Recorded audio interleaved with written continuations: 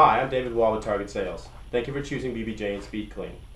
Today I'm going to give you a short tutorial on how to use our tools and chemicals to easily clean a duct-free system evaporator.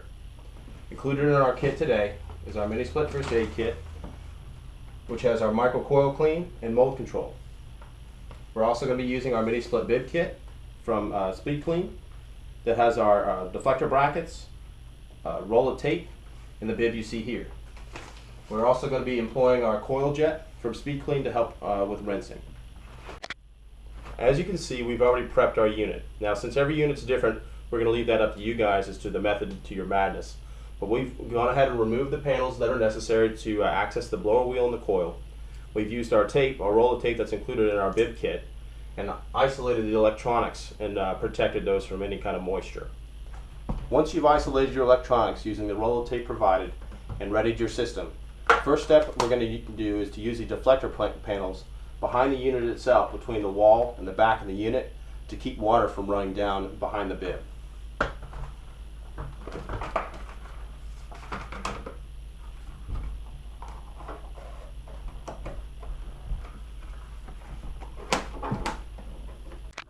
Once your deflector panels are in place, grab your bib and use the brackets that are included and already attached to fit behind each side of your evaporator.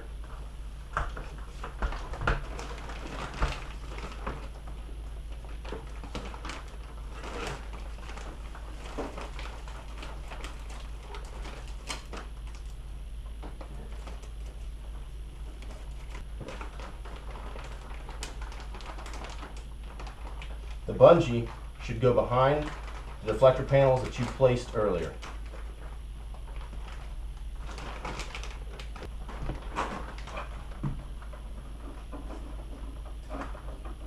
Since every unit is sized differently, you will have to adjust your bungee cord.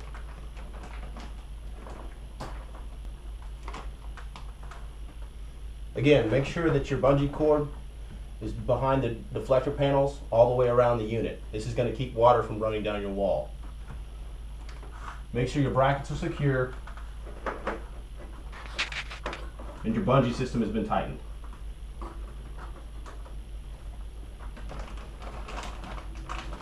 Now, for a particularly dirty unit, you may want to rinse your blower wheel and your coil first to moisten the mold and dirt that's in there, as well as loosen the excess that you can before applying your micro coil clean.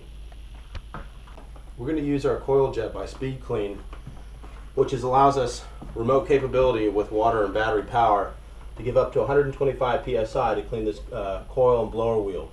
Since this unit is excessively dirty, we're going to go ahead and loosen what we can before we apply our micro coil clean.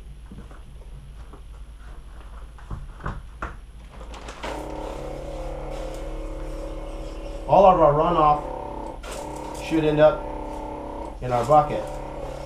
It's important to remember to place your 5-gallon bucket below your bib as you do this.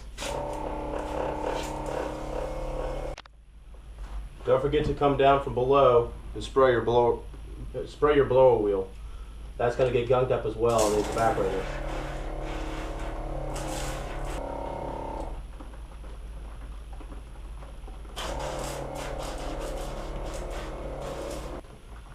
Now that we've rinsed our coil on our blower wheel, we're going to apply our micro coil clean by BBJ.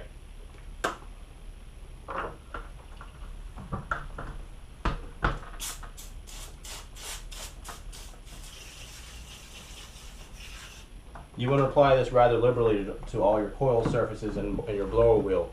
Just like any other BBJ product, it's very people friendly and environmentally friendly, so you don't have to wear any extra protection that you might with other heavier chemicals.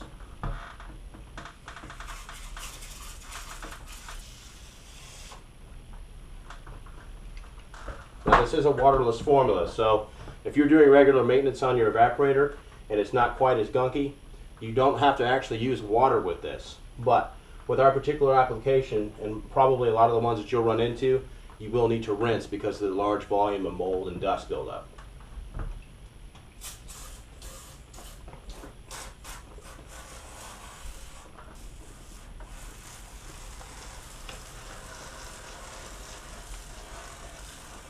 What I'm doing here is just spinning the blower wheel, making sure I get covering all my bases. in all areas of the blower wheel here.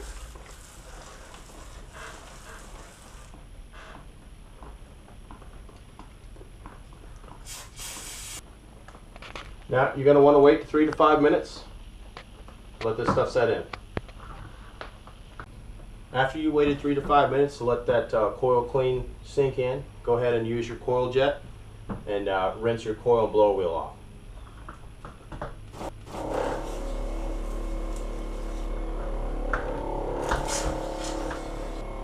Regular maintenance will keep you from having to rinse this as heavily.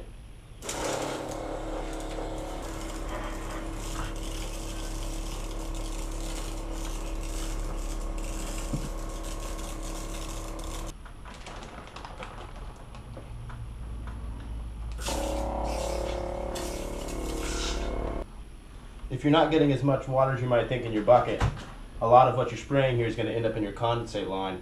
A benefit to that is that a lot of this micro coil clean is going down that line. It's going to take care of your mold there as well. After you're done rinsing off all your micro coil clean, go ahead and apply your mold control. Because it's from BBJ again, it's non-caustic. You don't have to worry about wearing any extra protection.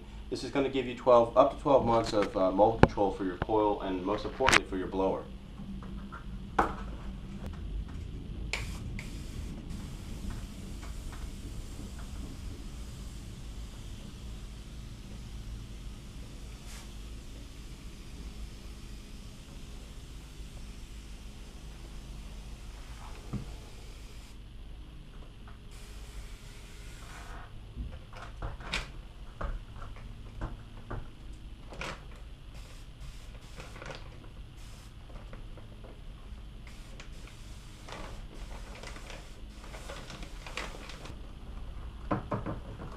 And that's your final step.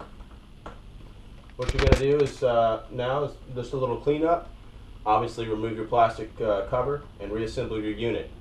I think you'll find that using these tools and chemicals is going to turn a 30-minute mess into what can be a 15 to 20-minute job once you've learned how to use these. Thank you for your time and enjoy these tools.